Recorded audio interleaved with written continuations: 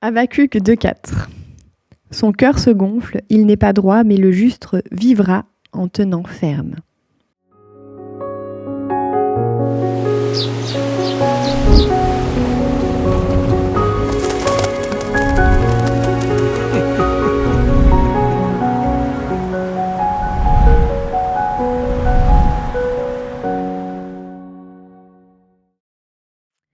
Bonjour à tous et bienvenue dans ces 2 minutes. Aujourd'hui, c'est Habacuc qui a un petit message pour nous. Enfin un grand message, hein. C'est pas parce que c'est des petits prophètes qu'ils ont toujours des petits messages, c'est des messages qui ont encore du sens aujourd'hui.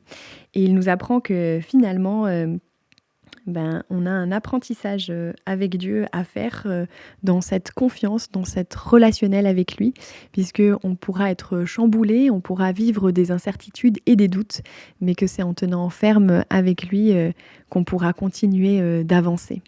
Et ça me rappelle, pas mal ce qu'on avait vu hier sur, ce Dieu qui voit aussi nos difficultés, qui voit nos souffrances et qui va mettre, fin à tout ce qui pourra, être visible.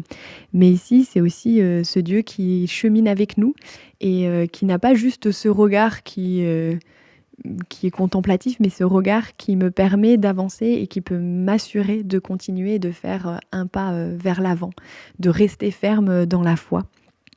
Et ça me rappelle particulièrement aussi, le concept de témoin de souffrance, dont, Christophe, Fauré parle. C'est un psychiatre qui suit, notamment beaucoup les familles qui vivent des deuils, après, la perte d'un enfant et il nous dit que dans le processus, de deuil, les personnes qui peuvent vraiment aussi aider, ce sont toutes les personnes qui sont témoins de la souffrance, des gens.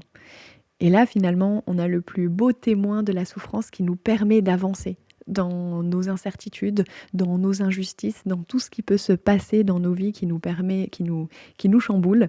C'est Dieu qui est ce témoin de nos souffrances et qui nous permet d'avancer petit à petit et nous permet aussi de tenir ferme dans cette foi-là.